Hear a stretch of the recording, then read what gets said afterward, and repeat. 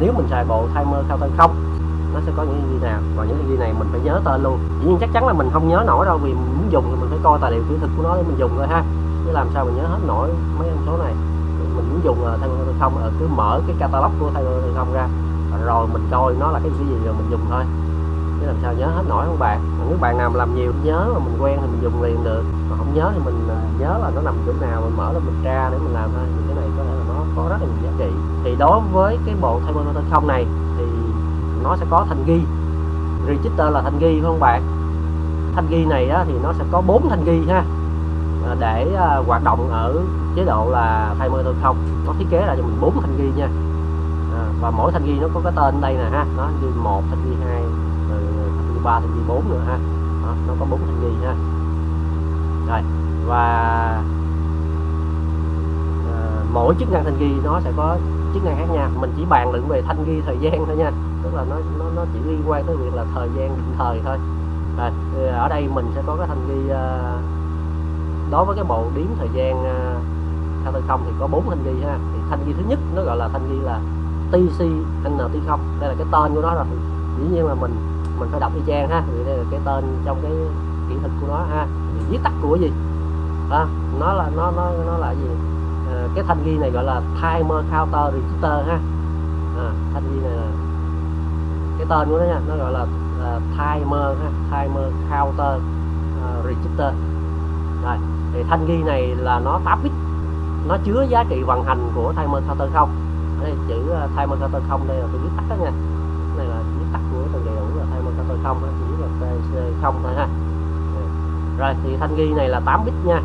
Thanh ghi này nó cho phép mình đọc và ghi giá trị một cách trực tiếp, tức là nó có hai trạng thái. Thanh ghi này có thể đọc dữ liệu lên và có thể ghi dữ liệu vào.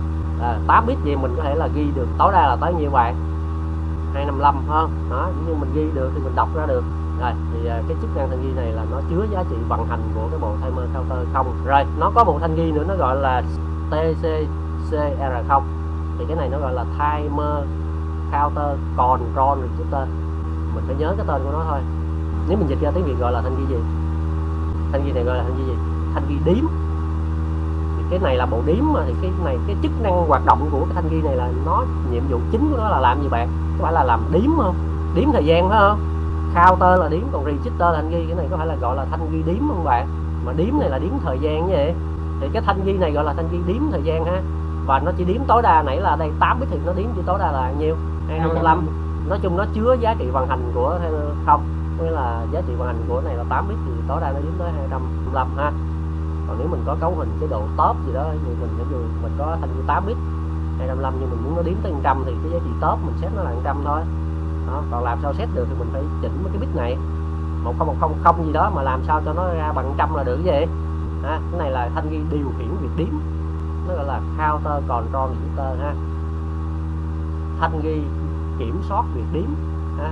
Thanh ghi điều khiển hoạt động của timer counter, mà điều khiển hoạt động counter có nghĩa là điều khiển đếm thôi, giống gì đó. Nếu mình dịch ra nó gọi là thanh ghi điều khiển đếm ha, tức là nó điều khiển cái việc đếm của mình thôi. Đối với thanh ghi điều khiển này nè, nó là 8 bit nhưng thực tế là nó chỉ có 3 bit tác dụng thôi, mấy bit này là trống hết. Thì ở đây á, nó có những cái bit đó là CS00, CS01 và CS02, có nghĩa là bit số 0, bit số 1, bit số 2. Nó chỉ có 3 cái bit này để điều khiển thôi. Còn để làm sao sử dụng 3 cái bit này thì từ từ mình nói. Tức là để điều khiển được cái việc đếm là mình chỉ cần sử dụng 3 bit của thanh ghi điều khiển này thôi. CS này là nó gọi là chip select. Chip select có nghĩa là chọn chip nào để chạy thôi. Thì đây nó sẽ có 3 cái bit này ha. Nói chung thanh ghi này mình thấy đây 8 bit, thực tế là để điều khiển được thanh ghi nó chỉ dùng 3 bit này thôi. Nó luôn 3 cái chip này. Cái này là lock select ha, lock select tức là chọn xung nhịp á. Thì các bit của mình nãy mình nói là gì? CS0, CS00, CS01, CS02 ha. 3 bit thì có phải nó chạy vậy không bạn? 000, 001, 010, 100, 100, 101, 110, 111. Có phải 3 bit thì nó chạy vậy đúng chưa? 3 bit thì nó có bao nhiêu đó trạng thái phải không bạn? Bit này là bit chọn xung nhịp chứ không phải là bit chọn chip nha. Sau này nó có cái chọn chip nữa, nhưng mà cái trong cái thanh ghi này nó là lock select nha, lock tức là chọn xung nhịp. Xung này mình gọi là xung đếm á. Rồi thì ở đây ví dụ nha, tôi muốn chọn là chế độ này thì chế độ này là nó recaller sẽ là 1024 ha. Thì lúc giờ cái thanh ghi này mình sẽ chọn ở đây nó là 101. Còn nếu mình chọn recaller nếu mình chọn là 64 thì mình phải set giá trị thanh ghi là 011. Còn nếu mình chọn recaller là 8 thì mình sẽ set là 010. Còn recaller là 864 256 104 là gì từ từ mình sẽ nói, tức là theo đúng chế độ ha. Tức là nếu mình chọn 260 nghĩa là mình chia 256 thôi. Cái này mình chọn cái này là mình chia 264. Nếu mình chọn này là mình chia 8 thì cái giá trị sublock này nó sẽ tương ứng với cái này. Dĩ nhiên từ từ vô cái bài tập mình sẽ hiểu kỹ hơn cái bảng này lại nha. Bây giờ hồi nãy mình nói là cái timer counter không là nó có 4 thanh ghi không? Thì hai thanh ghi đầu mình giải thích rồi ha. Giờ nó còn thanh ghi số 3 với thanh ghi số 4. Rồi, thanh ghi số 3 nó gọi là TIMSK ha. Nó gọi là viết tắt cái này, từ viết tắt nó là Timer Counter Interrupt Mask Register. Viết tắt này ha. Thanh ghi ngắt mặt nạ điếm. Nói chung nó có thanh ghi mặt nạ nữa ha. Thì mặt nạ là gì chút xíu mình sẽ hiểu. Rồi thì cái thanh ghi này á nó là thanh ghi mặt nạ ngắt, nó gọi là thanh ghi mặt nạ ngắt ha. Rồi đây hình dáng của nó ha, hình dáng của nó đây, nó 8 bit không bạn, nó có 8 bit chỗ này ha. Thì mỗi một bit nó lại có một cái giá trị như vậy. Ví dụ cái bit số 6 này nó là TOIE 2, cái này ví dụ như là TICE 1 gì đó ha, hay là OCEA ha, OCEB 1B 1A vậy đây nè. Đó thì trong đây á thì mình lưu ý là nó có một cái bit đó là TOIE 0. Đó thì cái bit 0 này là cái bit đầu tiên nè, không? Thì cái bit này á nó liên quan tới cái timer counter 0, tức là nó liên quan tới cái việc đếm của mình, phải không? Và cái bit này á nó là bit cho phép ngắt tràn. Ví dụ như nãy là trong cái bảng này nè, mình muốn xài chế độ ngắt tràn. Ở chế độ timer counter 0 là nãy có ngắt tràn không? Đây timer counter 0 này có ngắt tràn không bạn? Timer 0 này nó có cái ngắt tràn là overload. Overload là tràn như vậy. Vậy nếu tôi muốn xài được cái ngắt tràn của cái timer 0 này, tôi phải set cái thanh ghi chỗ TO1E0 này nè, tôi phải sử dụng cái thanh ghi chỗ này. Thì lúc giờ nó mới cho tôi ngắt tràn. Tức là tôi bật cái thanh ghi đó lên thôi, tôi bật thanh ghi chỗ đó thì cái timer 0 nó cho tôi sử dụng ngắt tràn. Nhưng bạn, tức là cái bit này là nó cho phép tràn hay không tràn nè. Muốn vậy bạn phải set cái giá trị của bit này lên 0 hay là từ 1 lên, từ 0 lên 1. Ví dụ vậy. Tức là mình bắt cờ cho cái bit đó lên ha, thì nó cho phép mình tràn ở cái thanh ghi timer counter 0. Chứ là mình không được set thứ này mà phải set đúng bit này ha. Bit này. Rồi. Và cái hiện tượng tràn là cái hiện tượng xảy ra khi cái bộ giá trị trong thanh ghi điếm, cái thanh ghi mà TCN T0 á, thanh ghi T0 là cái thanh ghi này, thanh ghi điếm nè. Ha, nó 8 bit là nãy tới 8 bit là 255 á ha. Thì nó tràn có nghĩa là nó đạt tới giá trị max là nó tràn không bạn? Thanh ghi này nè, có phải là nãy là nó chứa 8 bit thôi mà thanh ghi là thanh ghi điếm. Mà 8 bit mà tràn thì có phải là tới 255 là nó tràn không? 8 bit thì điếm tối đa tới 255 không bạn? Chỉ có phải tới 255 là nó tràn không? Vậy là nếu mà cái thanh ghi điếm của mình nha, TCN không là thanh ghi điếm mà nó đạt tới cái max là 255 thì có phải là nó sẽ điếm lại không bạn? Yeah. Nó lại điếm một lần nữa, có nghĩa là nó reset về 0 rồi nó điếm lại một lần nữa hay gì? Yeah. Có nghĩa mình hiểu là nó chạy là 0 nè, bắt đầu nó điếm lên là 1, 2, 4, 5 vậy đó, tới 255. Rồi tới max là nó sẽ tràn. Rồi nó tràn cho nó quay lại, nó điếm một lại. Phải không? Đúng.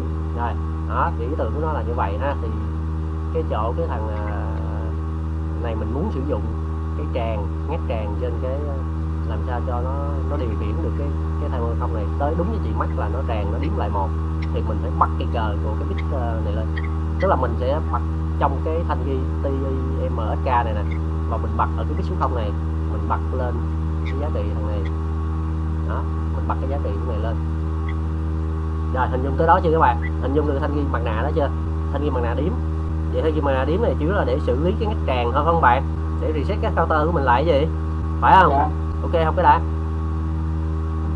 Ok ha. Rồi tiếp tục, nó có một thanh ghi nữa, đó là TIFR ha. Nó gọi là Timer Counter Interrupt Lag Register.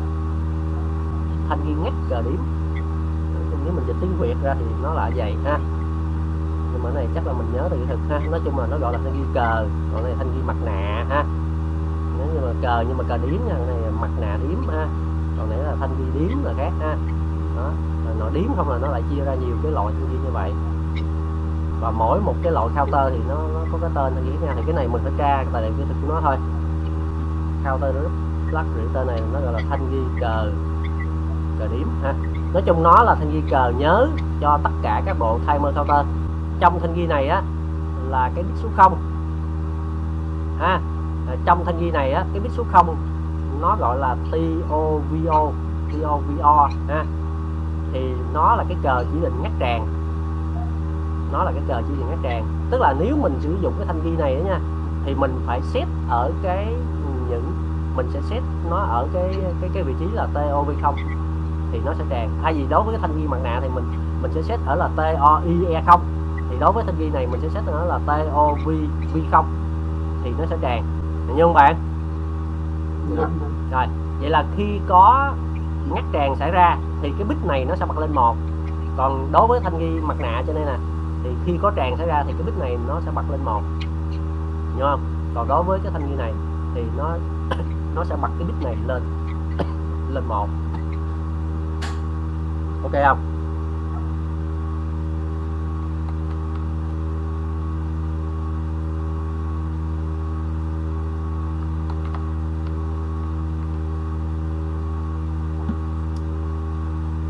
Rồi, thì thường khi mình điều khiển cái timer counter á, tức là cái bộ đếm thời gian á, thì cái vai trò của cái thanh ghi TIFR này nè, tức là thanh ghi cờ này nè, thanh ghi cờ đếm của mình nè, là nó không quan trọng. Thường là người ta sử dụng cái thanh ghi mặt nạ này là nhiều, chứ thanh ghi này người ta lại ít dùng ha. Do đó là thường hầu như là mình xài cái thanh ghi mặt nạ này với cái thanh ghi với hai thanh ghi này nè, thanh ghi điều khiển á, với thanh ghi để chứa dữ liệu ha. Đó là thanh ghi mà chứa cái giá trị vận hành, cái số bit vận hành để đếm á, chủ yếu mình sử dụng 3 thanh ghi này. Tức là mình sử dụng cái thanh ghi đếm với thanh ghi điều khiển, thanh ghi điều khiển đếm với cái thanh ghi mặt nạ, chủ yếu là sử dụng 3 thanh ghi đó là nhiều, với cái thanh ghi số 4 này là ít dùng ha. Rồi mình hiểu được cái ý nghĩa sơ sơ của 4 thanh ghi đó chưa thế đã? Dĩ nhiên sẽ có ví dụ để bạn sẽ dễ hình dung hơn ha. Bây giờ trước tiên mình đọc cái tài liệu kỹ thuật của nó mình phải hiểu, tức là nó viết vậy mình phải hiểu nó như thế nào rồi mình mới làm được. Bây giờ coi cái hoạt động của thanh ghi này nha. Thì đối với cái thanh ghi timer counter 0 thì nó hoạt động rất là đơn giản ha. Thì cái hoạt động của cái timer counter đó nó được kích bởi một tín hiệu mình gọi là signal, phải không? Cứ mỗi lần nó có một cái tín hiệu kích thì cái giá trị của thanh ghi timer 0 thì nó tăng lên 1. Có nghĩa là có một tín hiệu, có nghĩa là có một nhịp xung không bạn? Mình hiểu không? Giống như có một cái xung vuông, có một xung nhịp á, thì có phải là nó cứ tăng một, cái bộ điểm mình nó tăng một lên không bạn?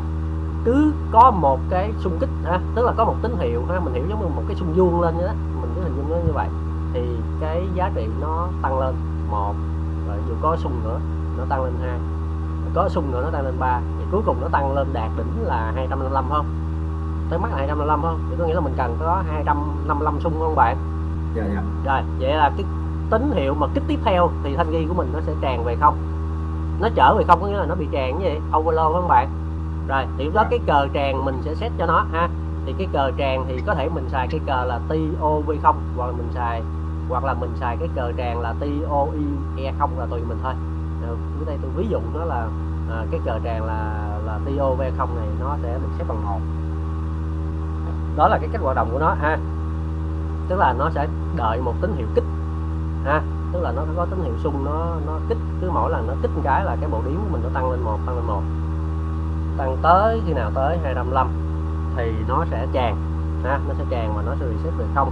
Mà muốn như vậy thì cái cờ tràn của mình, cái cờ tràn có nghĩa là mình set ở cái bit TOV0 á, set ở bit TOV0 của cái thanh ghi TIFR này nè, mình set nó về không ha, thì nó sẽ cái bit cờ tràn này nó sẽ tự động được set bằng 1 ha, thì bây giờ cái bộ đếm mình nó sẽ reset về không ha.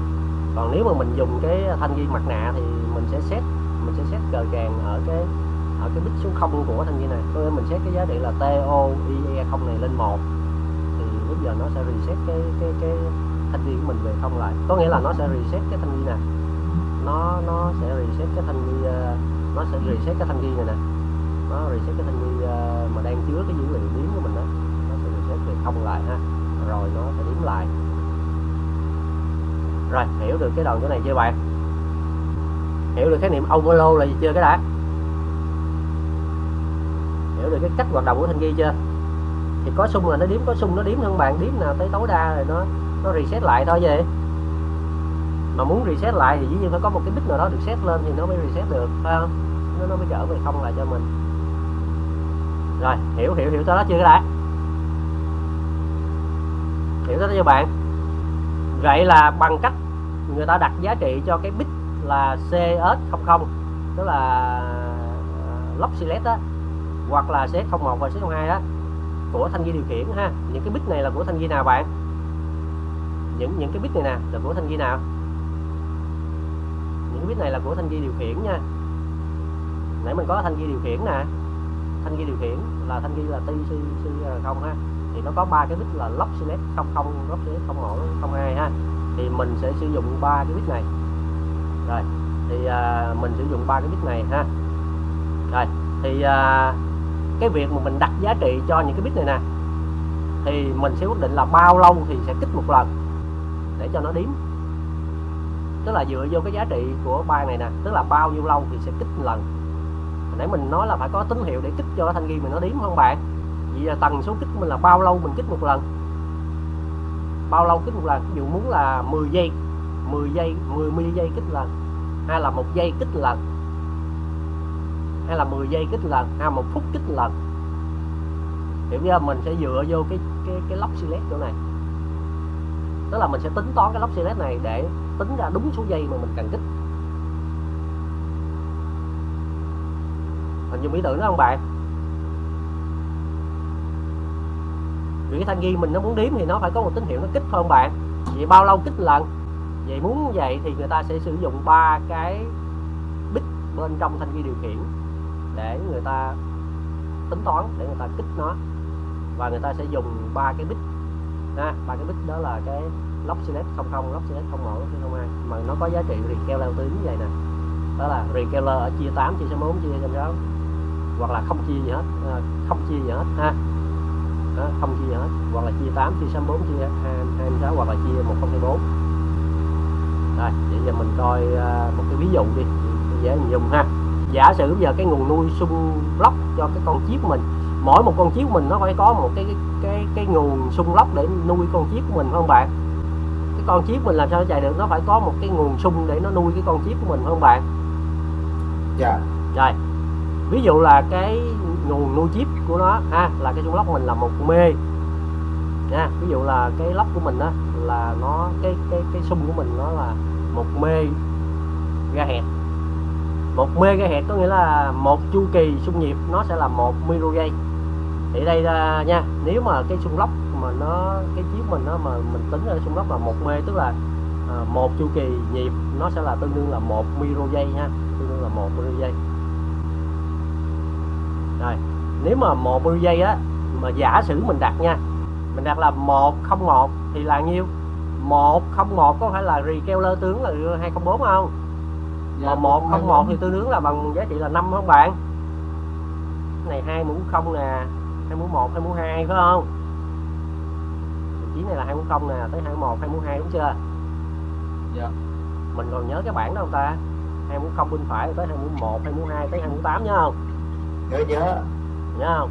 Thì có nghĩa phải là 101 có phải là 2 mũ 0, và ở 2 mũ 1 không có, ở 2 mũ 2 có, 2 mũ 2 có là bằng 4, 2 mũ không có là 1, có phải cộng lại bằng 5 không? Nếu mà cái giá trị cái xung tôi, cái giá trị của cái lock select của 3 cái bit này nè mà tôi set là 101 thì có phải là tương ứng là cái recaller đây tương ứng là 1024 ha, thì có nghĩa là chỗ đó nó sẽ là bằng 5 không bạn, đúng chưa? Thì có phải mình chia 1024 không? Vì cái bảng kỹ thuật nó cho là nếu mà mình chọn cái chị này thì tương ứng là mình chọn cái recaller là 1024 vậy. Còn nếu mình chọn đây là 100 là 4 thì lúc đó mình phải chia cho mấy? Mình phải chia cho 256. Thì cái bảng thông số kỹ thuật của nó với cái lock select mà bạn chọn giá trị dày thì tương ứng là cái recolor bạn phải là 256. Mà trong trường hợp này mình chọn là nhiêu? Trong hợp này mình chọn là 101 thì có phải là giờ mình phải chia cho 24 không? Đồng ý chưa cái đã? Đồng ý cái việc chia cho 1024 chưa cái đã? Lấy xung lóc chia 1024 thì cái giá trị thanh ghi này mình phải xét về, tức là giá trị cái bit của thanh ghi này nè, của TC0 ba bit này nè. Yeah. Còn nếu mình muốn lấy cái xung lóc nha, mình chia 260 thì cái giá trị mình phải xét nó là vậy, được không? Bây giờ giả sử là mình lấy vậy mình chia 1/4 là đồng ý chưa cái đã? Còn chia bao nhiêu thì chút xíu mình phải tính ha, chút xíu mình phải tính. Rồi vậy là nếu mình chia dày thì có nghĩa là sao? Có nghĩa là sau 1024 giây thì timer sẽ được kích một lần, hay nói cái khác là cái thanh ghi của mình nó sẽ tăng lên một sau khoảng thời gian là 1024 giây. Còn vấn đề bao nhiêu thì chút xíu mình sẽ tính toán, tức là dựa vô cái lock select mà mình set thì tương nó sẽ chia bao nhiêu thì nó sẽ lấy cái xung nhịp của mình, nó chia cho cái giá trị đó thôi. Vậy giờ giả sử nha, mình chọn recolor là 8 thì chuyện gì xảy ra? Mình chỉ có recolor là 8, recolor là 64 hay là recolor là mình thay đổi cái độ chia của mình đó, để mình chọn recolor là 1024. Này nó gọi là recolor là cái việc mình chia nhiều hay chia ít thôi, hiểu không? Bây giờ nếu mình chọn recolor là 8 thì có nghĩa là cái giá trị ba cái bit chỗ này mình phải set là 010 không? Rồi giả sử là mình chọn là recolor là 8 nha, thì có nghĩa là cứ 8 nhịp, mỗi một nhịp tương là 1 giây, mỗi một nhịp đó nha, mỗi một nhịp tương với, vậy là mình 8 nhịp không bạn? Dạ. Recolor là 8 nhịp tương là 80 giây. Thì bây giờ cái thằng này nó tăng lên một đơn vị, tức là cái thanh ghi liếm mình nó tăng lên một đơn vị. Vậy cái khả năng lớn nhất của thanh ghi này nó sẽ là bằng nhiêu? Nó sẽ bằng là 256 nhân 80 giây bằng 2048 giây, lớn hơn 1 giây.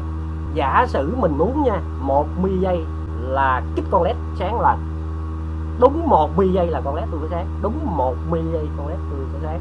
Mà mình muốn sử dụng cái bộ timer không này thì lúc đó mình sẽ chọn cái recolor làm sao đó mà mình tính ra làm sao đó mà cái thời gian này nè nó phải lớn hơn được 1 giây. 2048 là nó lớn hơn 1 giây không bạn? Tức là nếu mình muốn chọn cái bộ định thời mình ha, là cứ 1 giây là kích cái gì đó lần, 1 giây là kích cái gì đó lần ha. Bây giờ mình phải chọn recolor là 8, vì mình cần 1 giây, có nghĩa mình cần 1000 giây vậy. Giờ mình cứ hình dung nè, con led mình nhịp nha, cứ 1 giây là nhịp led lần, cứ 1 giây là con led nó chớp lần 1 giây nha, là nó chớp lần. Mà muốn ra được vậy thì mình phải set recolor là 8, vì 8 thì nó mới đủ. Vì cái bộ điếm mình nó tối đa là 256, mình nó nhân 80 giây thì nó đáp ứng được cho mình là 2048 giây, vậy lớn hơn cái yêu cầu của mình, phải không? Lúc đó là mình phải chọn đúng recolor thì nó mới làm được. Rồi vậy giờ mình biết là cứ 80 giây thì hồi nãy là nó tăng lên một đơn vị phải không bạn? Vậy giờ mình tính bộ điếm thì nó sẽ lấy là nhiêu? Nó sẽ là 1000 chia 8 bằng 125 lần phải không? Phải không? Phải bằng 1 giây không? Do đó cái giá trị ban đầu của thanh ghi này mình phải set là nhiêu? Mình phải set là 131, 260 trừ 125 phải bằng 131 không? Tới 205 rồi nó tràn, nó quay lại là 131. Thì đó là mình sẽ có đúng 1 giây là nó sẽ tràn lần, 1 giây nó sẽ kích lần. Hình như cái cách người ta tính toán chưa cái đã. Giờ tức là giờ mình không lấy là 8 mà mình lấy 256 thì sao? 256 mà nhân 256 thì nhiêu? 65.536. Nếu vậy thì không xài được, vì thanh ghi của mình nó đâu có đếm tới đó dữ vậy. Này mình có 8 bit à, tức là tối đa mình chỉ có 0 tới 25 nha. Mình chia sao mà nó nằm trong cái phạm vi từ đây tới đây thôi ha, phải không? Nếu mình lấy chỗ này là nhất là một lựa chọn rồi thầy ơi. Đúng rồi, đây phải chọn là recolor 8 vậy. Dạ. Rồi dĩ nhiên là cái thanh ghi này nó nói số nhỏ để cho mình dễ tính thôi, chứ sau này mình sẽ tính ở cái thanh ghi mà tới 65.000 mấy lận, thanh ghi counter 1 á. Nhưng mà thanh ghi này con số nó nhỏ xíu à, nó chỉ có từ 0 tới 255 thôi, từ 1 đến 1 tới 255 thôi. Do cái thanh ghi này là đếm những cái gì nhỏ thôi. Rồi mình hiểu cái việc mà mình set cái ngắt tràn chỗ này chưa vậy? Nếu mình muốn set tràn thì mình phải tính ra được cái giá trị của thanh ghi TNC0, tức là thanh ghi điếm mình đó, mình phải khởi gán cho nó giá trị là bao nhiêu, và mình sẽ xét những cái thanh ghi như là CS0 hay là CS1, CS2 là recaller đứng là mấy, thì tới đó nó biến càng đúng cho mình ha. Rồi từ từ cái này mình gắn led vô đi, mình điều khiển thiết bị mình mới hình dung là nó chạy như thế nào ha. Bây giờ mình hiểu được cái quy tắc nó làm chưa cái đã, nó sử dụng thanh ghi chưa cái đã. Rồi các bạn hiểu được timer counter không chưa? Thực tế thì mình sẽ xài cái counter 1 nhiều hơn cái counter 0 nha. Cái timer counter 0 là để mình hiểu do cái số điểm nó ít thì mình tính toán nó dễ, thì để mình lấy ra mình làm ví dụ thôi. Còn cái kia nó đếm tới 65.535 thì nó hơi lớn quá, thì đưa ra ví dụ thì nó hơi khó tính chút ha. Ở đây tôi ví dụ trên cái thanh ghi mà nó hơi cái giá trị nó hơi nhỏ xíu để mình tính ha.